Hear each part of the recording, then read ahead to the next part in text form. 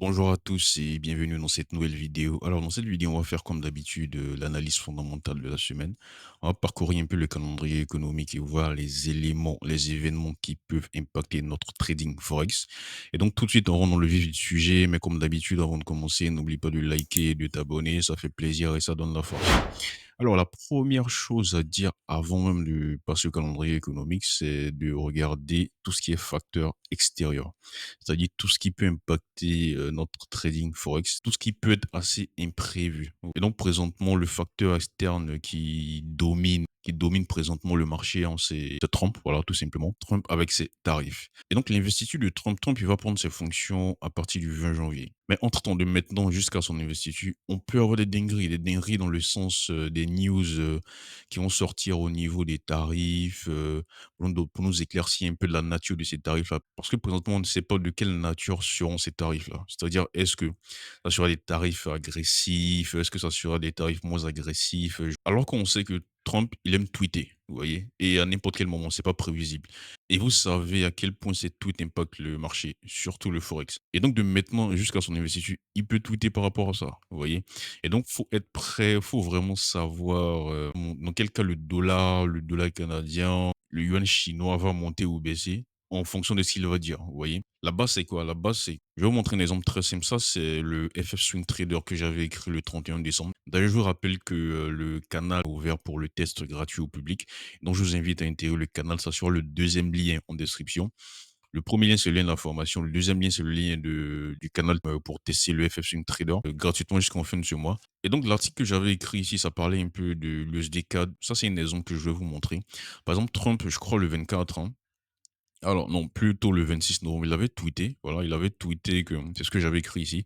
Trump fraîchement élu dans un tweet annonce qu'il taxera le 25%. 25% le Canada et le Mexique si ces deux pays ne mettent pas des moyens pour lutter contre l'immigration clandestine et le trafic de drogue venant de ces deux pays-là. Voilà, c'est le tweet en question qui est là. Et donc, vous voyez que 25%, c'est quand même assez agressif. Au même moment où il a tweeté ça, vous regardez l'effet qu'on a eu sur l'USDCAD. L'USDCAD est parti à la hausse en flèche, au fait, vous voyez. Et donc, vous voyez que présentement, le plus grand facteur extérieur, c'est Trump. Voilà. Et ça, c'est un peu partout. Tout le monde attend l'installation de Trump, tout le monde attend ce que Trump va faire avec les tarifs, que ce soit en Asie, en Europe et tout, vous voyez. Et donc, ça, c'est le plus gros facteur extérieur qui va impacter les devises. D'ailleurs, c'est ce qui sera au premier plan. Même les fondamentaux seront au deuxième plan. Quand je parle de fondamentaux, je parle de fondamentaux purs de la devise, vous voyez. Les membres de la formation savent de quoi je parle. Et donc, ça, c'est à surveiller de ouf. Je vais vous prendre un exemple très simple. Aujourd'hui, un peu plus tôt dans la journée, on a eu une news disons que, je vais vous montrer, les tarifs de Trump seront plus modérés. Je vais vous montrer ça. Ça, c'est sur le site Financial Juice. Voilà. Je vais traduire en français pour que ce soit plus simple, hein. Voilà. Et donc, regardez ici. Cette news, on l'a eu à 12h03 GMT. Les conseillers du Trump étudient des projets de tarifs douaniers qui s'appliqueraient à tous les pays, mais ne couvriraient que les importations critiques. Et donc, cette simple phrase-là, mais ne couvrirait que des importations critiques, ça veut dire que ça ne s'appliquera pas sur toutes les importations. Et donc, c'est de nature modérée, vous voyez. C'est pas ce à quoi le marché s'attend. Le marché s'attend à ce que ces tarifs-là soient agressifs. Et donc, instantanément, quand on a eu cette nouvelle-là, je vais vous montrer la réaction qu'on a eu sur le dollar. D'ailleurs, ça m'a fait entrer en position sur le dollar. Voilà. Instantanément, le dollar a chuté. Moi, je suis rentré en position. Je n'étais pas devant mes graphiques, mais heureusement, j'étais connecté avec mon téléphone, donc j'ai pu juste rentrer en position, hein. Et donc, ça, c'est la communauté pour faire des mondes de l'information. J'avais mis ça, hein. Voilà, c'est ce que j'avais envoyé ici. Et donc, vous voyez que présentement, tout le marché est focus sur ça. Et donc, juste après, pour vous montrer la dinguerie encore, juste après que, parce que ça, c'était juste une rumeur. C'était pas Trump qui a dit, c'était une news qui est sortie du Washington Post, vous voyez. Et donc, quand ils ont sorti ça quelques temps après, c'est assez dingue quand même. Trump a démenti tout simplement. Il a démenti en disant que quoi, l'article du Washington Post, selon lequel je vais réduire ma politique tarifaire, est faux. Et donc, Trump, il vient contrer la rumeur que Washington Post a sortie plus tôt, disant que les tarifs seront plus modérés. Voilà. La nature de ce post-là, quand on lit et quand on sait un peu ce qui se passe au niveau des tarifs, quand on lit ça, on sait que ça veut juste dire que ça sera plus modéré. Et ça, c'est pas ce que le marché attend. Donc, à l'instant où Trump a démenti ça, bah, le dollar, il est reparti à la hausse. Vous voyez. Et donc, c'est ce rebond qu'on a eu là. Mais j'ai envie de dire, bon, il y a pas de fumée sans feu, quoi. Vous voyez, ils n'ont pas sorti ça de leur chapeau comme ça. Il y a forcément une source. et donc j'ai juste laissé je suis toujours en short, hein. Je laisse couler.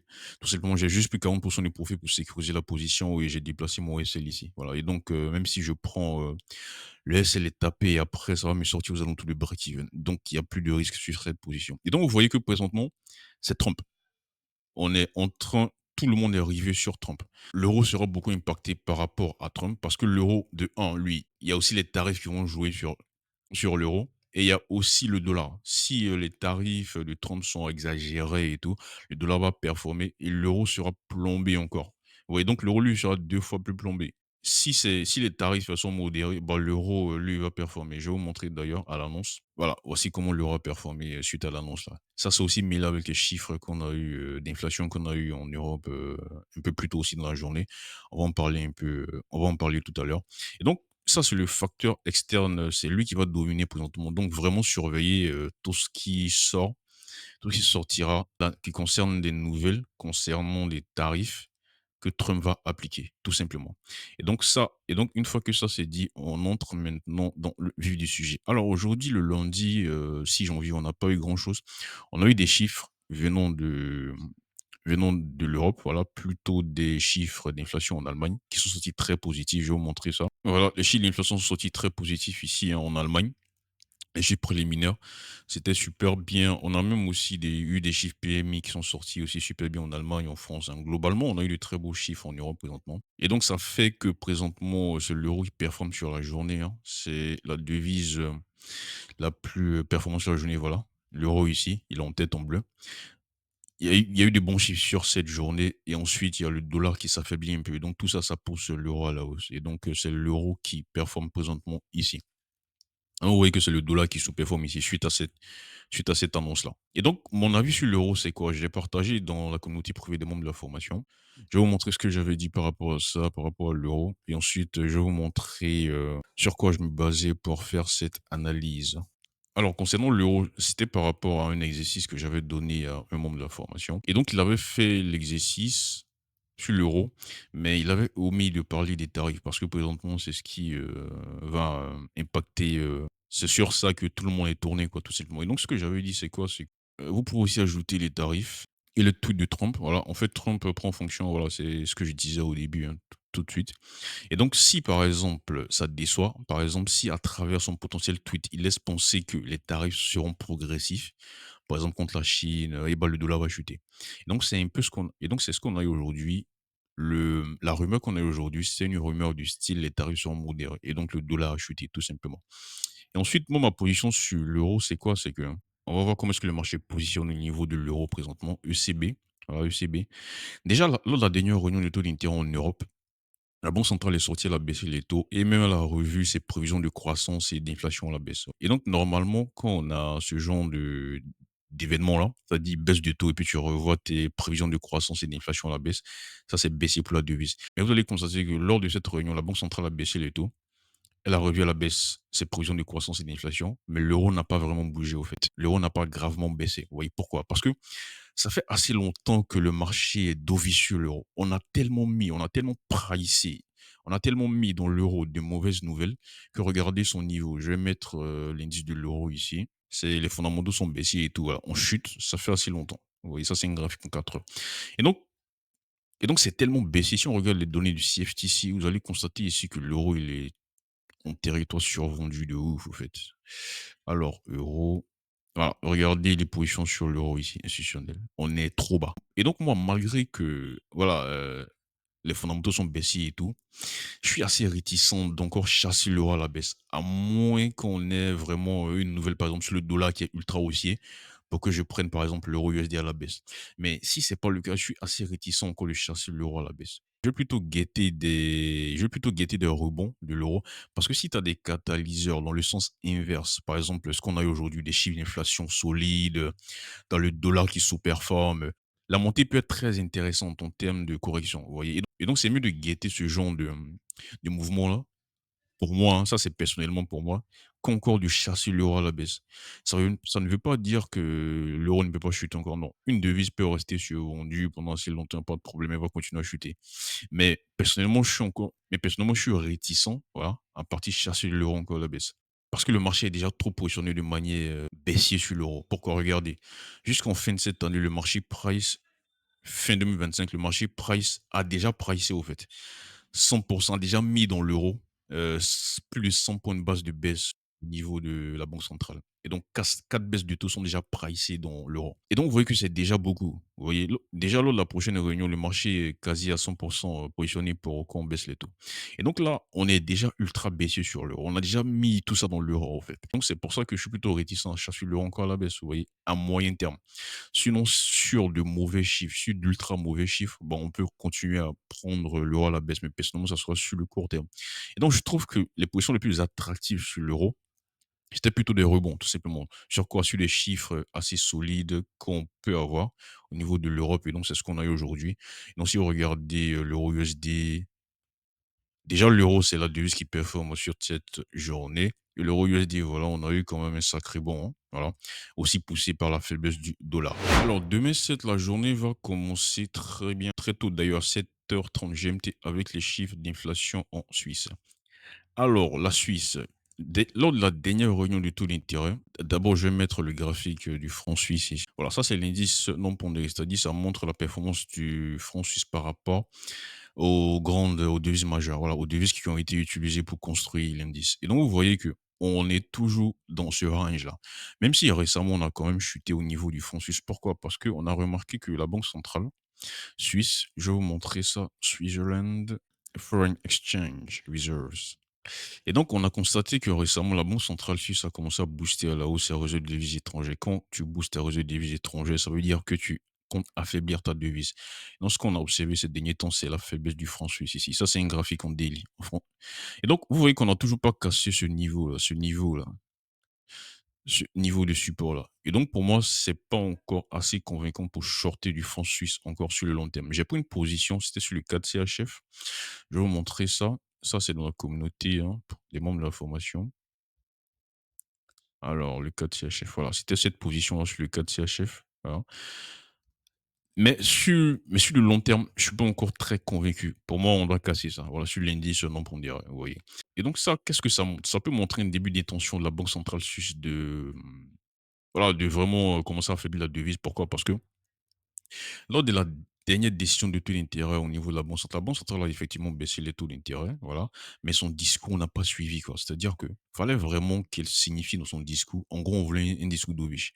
Et précisément dans le discours d'Ovich, on voulait qu'elle signifie qu'elle va agir au niveau des réserves de devises étrangères pour essayer de fai essayer de faiblir la devise. Mais c'est pas du tout ce qu'on a eu lors de la décision de taux d'intérêt, vous voyez? Encore ce qui est grave avec la Suisse, c'est que présentement, la Suisse court un risque de déflation. Pourquoi? Parce que son inflation est très bas ici. Nous sommes à 0,7 ici en variation annuelle, là. Qu'est-ce qui fait que l'inflation suisse baisse comme ça? C'est juste parce que le franc suisse est assez fort. Et ça, c'est un problème. Il y a un deuxième problème, une deuxième conséquence que la folie du franc suisse entraîne, c'est que les exportateurs suisses ont des problèmes à exporter leurs produits. Et on a vu quelques exportateurs suisses, même des syndicats d'exploitateurs suisses, plus précisément dans le domaine de l'horlogerie en Suisse, voilà, qui sont sortis pour dire qu'il faut vraiment que la Banque centrale suisse intervienne pour essayer de faire baisser le franc suisse, et cetera, vous voyez? Mais la Banque centrale, elle est sourde. Si vous regardez sur Twitter, tout le monde tape sur la Banque centrale suisse, que ce soit les analystes, et cetera, parce que leur agissement n'est pas logique par rapport à ce qu'ils doivent faire, vous voyez? Et donc, la fraude du franc suisse ici, vous voyez que ça plombe au fait, l'inflation ici. À tel point que, je vais vous montrer, lors de la dernière réunion du taux d'intérêt, la Banque centrale a même revu ses projections d'inflation à la baisse. Regardez. Ici, pour fin 2025, elle avait projeté en septembre 0,6 d'inflation pour fin 2025. Mais lors de la dernière réunion, elle a réussi à la baisse à 0,3. Ça veut dire que vraiment, ouais, la fraude du franc suisse, ça empiète sur l'inflation, vous voyez. Mais ce qu'elle doit faire logiquement, c'est de chercher à faiblir la foi du franc suisse, tout simplement. Mais c'est pas ce mais c'est pas ce qu'on voyait. C'est tout récemment, voilà, ces derniers mois qu'on a vu que, voilà, que la Banque centrale a de faiblir la devise, vous voyez. Mais, mais elle ne le dit pas ouvertement comme ça, vous voyez. C'est trop sournois. Et donc, logiquement, ces derniers temps, on voit que le franc suisse, voilà, il est assez baissé ici, vous voyez. Mais pour moi, c'est pas suffisant. Pour moi, il faut qu'on casse ce niveau-là. Et donc, logiquement, moi, j'attends ces chiffres-là à la baisse parce que moi, je veux vendre du franc suisse. J'attends ces chiffres d'inflation à la baisse tout simplement. Ça sera étudié un peu en détail et envoyé dans la communauté privée des membres de la formation pour trader ça. Et donc, je vous invite à nous rejoindre la formation. Une fois que vous accédez à la formation, vous avez accès à la communauté privée. Et donc, des chiffres un peu précis seront étudiés, voilà, à la baisse, bien sûr. Mais plus le chiffre va s'approcher de la projection de fin d'année 2025 de la Banque nationale suisse, mieux ça sera. Vous voyez, ça va encore mettre un peu plus de peur au niveau la Banque nationale suisse pour peut-être encore chercher à augmenter massivement les recettes de devises étrangères ici encore pour faiblir la devise. Parce que c'est une banque centrale qui utilise beaucoup ce mécanisme-là, voilà, pour essayer de faiblir ou pour renforcer la devise. Et donc, effectivement, demain, ça sera intéressant si on a de mauvais chiffres d'inflation.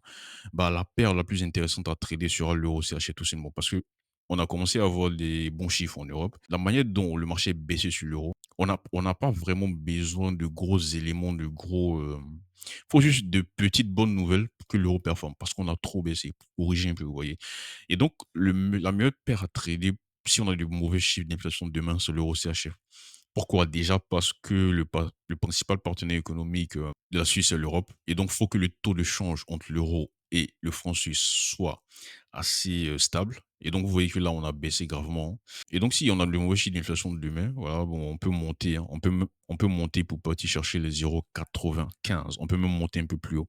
Dans le cas contraire, si on a de solides chiffres d'inflation, bah, le franc suisse va s'apprécier tout simplement. Mais je suis pas chaud pour prendre le franc suisse à la hausse. Qu'est-ce qu'on a d'autre du 7? Voilà, on a d'autres chiffres en Europe et on aura les chiffres d'inflation cette fois-ci en France. Voilà. Donc, si dans cette même lignée, on continue à avoir de bons chiffres en Europe, bah, l'euro, la correction peut continuer, quoi, tout simplement. Parce que là, on est assez baissé. Je suis plutôt dans ce sens. Et donc, pour le 7, c'est tout ce qui m'intéressera. Bon, on a aussi des membres de la Fed qui vont s'exprimer, hein. Ça, c'est toujours, ça, c'est un réflexe. On doit toujours écouter ce qu'ils ont à dire, tout simplement parce que ce sont les membres de la Banque centrale. Alors, le 7 aussi, on aura les chiffres ISM Service aux États-Unis et aussi les chiffres JOLT, les chiffres d'emploi JOLT aux États-Unis. Alors, pour faire simple, aux États-Unis présentement, comme vous le savez, le narratif, c'est quoi? C'est que la Fed a pris une tournure au quiche en décembre parce que les chiffres de septembre à décembre étaient plutôt robustes. Tout ce qui est inflation, emploi, croissance.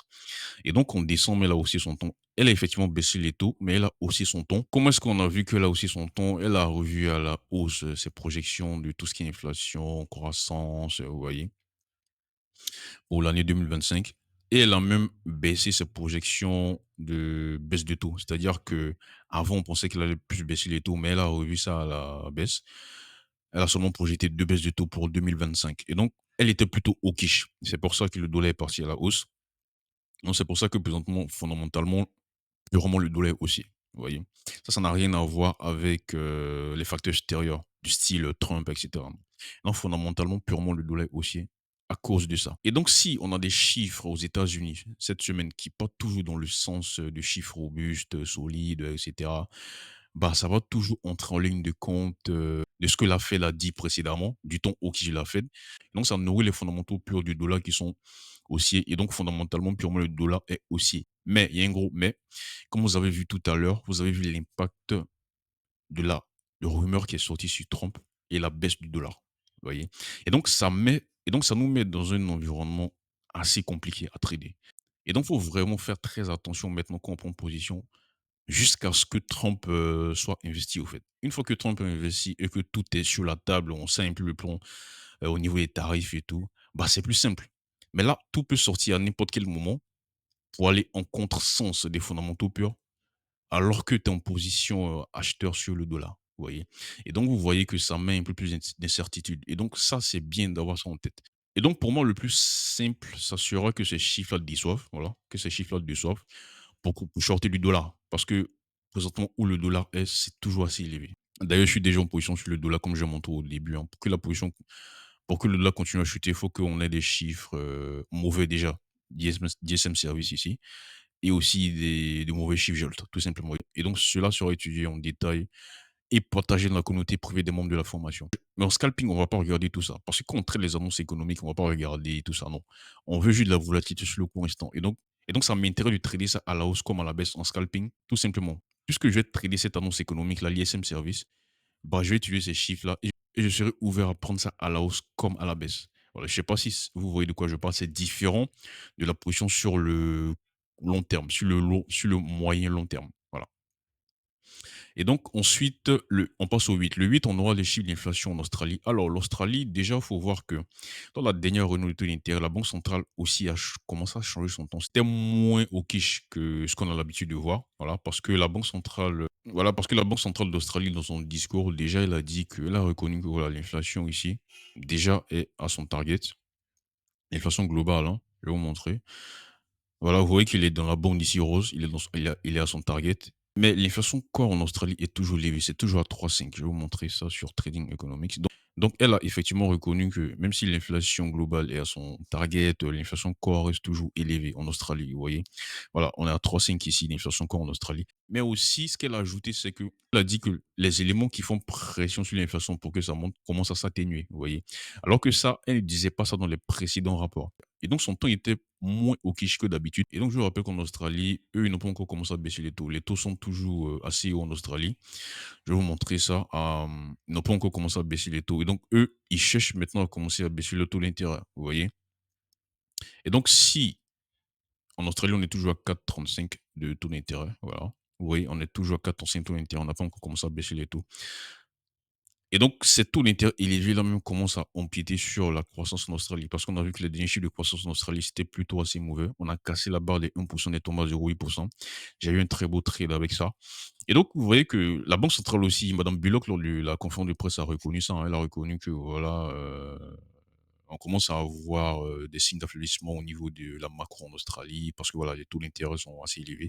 Mais l'inflation encore est toujours assez élevée. Donc, on commence à avoir un changement du temps. Donc, c'est sûr qu'à l'avenir, bah, la banque centrale sera de plus en plus dovish. Donc, le dollar australien doit chuter. Je vais vous montrer comment est-ce que le marché est positionné au niveau des taux d'intérêt. Vous allez voir. Avant, si vous regardez les expectations du marché, le marché ne price en aucun cas 50% de chances que la banque centrale baisse pour février. La prochaine réunion, c'est en février.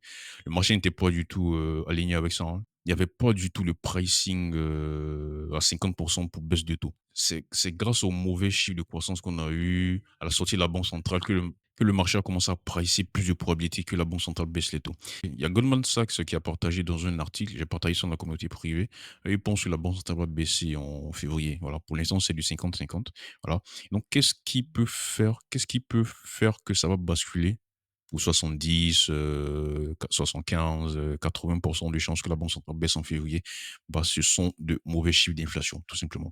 Si on a de mauvais chiffres d'inflation, surtout l'inflation ici, corps, voilà, le corps ici, on a 3,5. S'il chute, ça, ça délie les mains de la banque centrale pour baisser les taux, tout simplement, pour commencer à baisser les taux. Et donc, évidemment, moi, je vais privilégier ça à la baisse, tout simplement. Mais en scalping, je suis ouvert pour prendre aussi le de l'australien à la hausse. Voilà. Mais pour du moyen terme, je privilégie ça à la baisse. D'autant plus qu'on a aussi, je vous rappelle aussi que il y a Trump aussi qui pèse aussi sur l'Australie, hein, voilà. Parce que si, il annonce des plans tarifaires, assez robustes, pour la Chine, 25 par exemple, en un coup, si c'est pas échelonné, bah, c'est mauvais pour la Chine. Si c'est mauvais pour la Chine, c'est mauvais pour l'Australien. Et donc le dollar australien aussi va chuter dans ce cas-là. Et donc c'est pour ça que Trump aussi il pèse actuellement sur le dollar australien, vous voyez? Et donc bon, ces chiffres-là seront étudiés en détail, hein, pour trader ça dans la communauté privée des membres de la formation, tout simplement. Ensuite, le 8, qu'est-ce qu'on aura d'autre? Rien d'intéressant. Après le 8, on aura alors le 8, on aura les minutes de la dernière décision de taux d'intérêt du 18 décembre là, voilà. On va voir en détail ce qui s'est dit lors de cette réunion du taux là. Voilà, ça serait intéressant de voir. Après le 8 aussi, on aura des chiffres, on a quelques chiffres de salaire au Japon. Ça serait intéressant pour le yen japonais. Pourquoi? Parce que présentement, c'est le principal problème. C'est ce qui empêche la banque centrale du Japon pour monter les taux. Voilà. Ce sont les problèmes de salaire au Japon. Surtout, en fait, la banque centrale veut une perspective assez claire sur la continuité de la progression des salaires. Parce qu'il faut que les salaires continuent à progresser au Japon pour que la banque centrale monte les taux.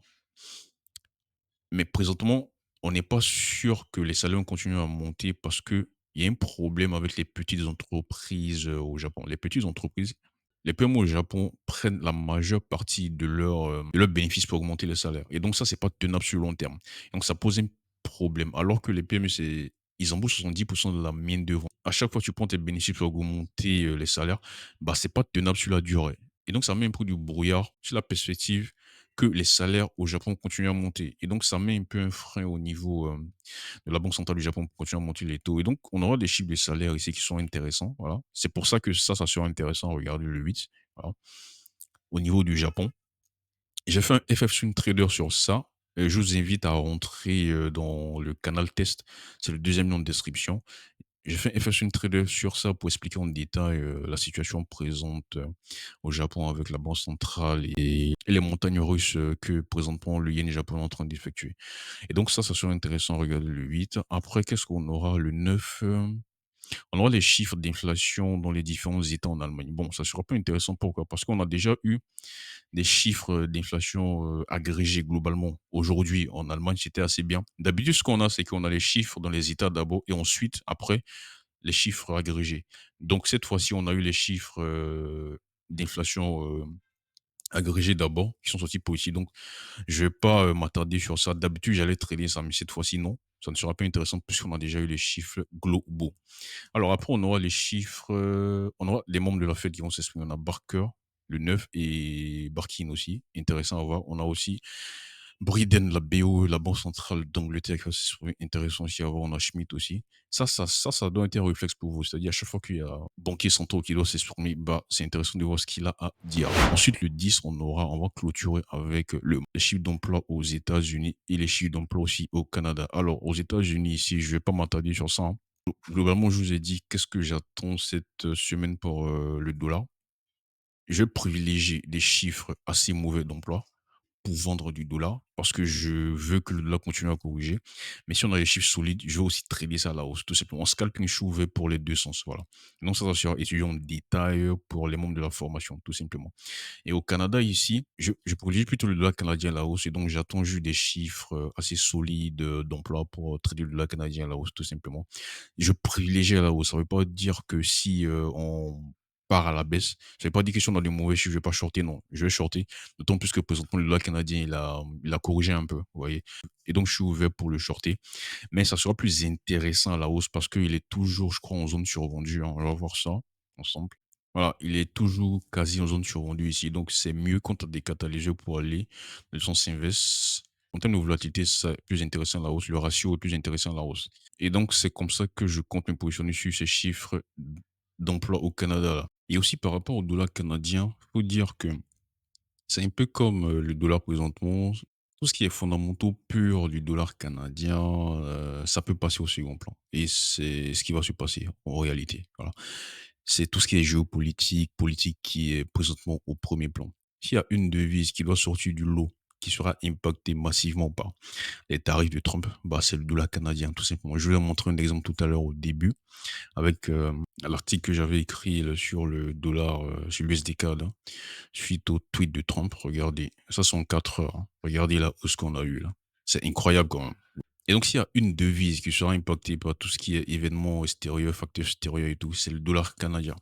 Et donc, mettez ça en tête, ça c'est la première chose. C'est pour ça que présentement, il y a un peu d'instabilité. C'est un peu flou.